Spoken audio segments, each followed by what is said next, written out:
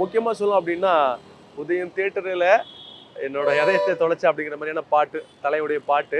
அந்த பாடல நம்ம பாடாம இருந்திருக்கவே முடியாது. அப்பேற்பட்ட இந்த உதயம் தியேட்டர்ல நீங்க பார்த்தீங்க அப்படின்னா, அந்த ஸ்டார்ட்டிங்ல வந்த மல்டி ஸ்கிரீன்ஸ்ல இந்த தியேட்டரும் ஒண்ணு அப்படின்னு சொல்றாங்க. 4 ஸ்கிரீன் இருக்கு. உதயம், மினி உதயம், சந்திரன், சூரியன் அப்படின்னு 4 ஸ்கிரீன் இருக்கு. இப்படிப்பட்ட உதயம் ஏன் அதுக்கப்புறமா பெருசா பூம் ஆகலன்னு பார்த்தீங்கன்னா, இது மல்டிப்ளெக்ஸா மாறவே இல்ல. பழைய மெத்தட் எப்படி இருந்துச்சோ, அதே மாரியே தான் ஓடிக்கிட்டு இருந்துச்சு. பெரிய லெவல்ல அத யாருமே கண்டுக்கல அப்படின்னு சொல்றாங்க. ஆனா பார்த்தீங்க அப்படின்னா, இப்போ வரைக்கும் அந்த ரூ. 10 டிக்கெட் இவங்ககிட்ட மட்டும் தான் இருக்கு அப்படின்னு சொல்றாங்க. நீங்க பார்த்துருப்பீங்க. சைடுல ஒரு பேரியர் மாரி போட்டுருக்காங்கல்ல, கம்பி மாரி போட்டுருக்காங்கல்ல. அங்க தான் இவங்க அந்த ரூ. 10 டிக்கெட்லாம் குடுத்துக்கிட்டு இருக்காங்க போல. தியேட்டருக்கு வர்ற வண்டிகள் நிப்பாட்ட நம்ம சில இடங்கள்லாம் பார்த்துருக்கோம். மாலுக்குலாம் போனீங்கன்னா, 1 மணி நேரத்துக்கே ரூ. 50 அப்படிங்கிற மாரிலாம் சார்ஜ் பண்ணுவாங்க.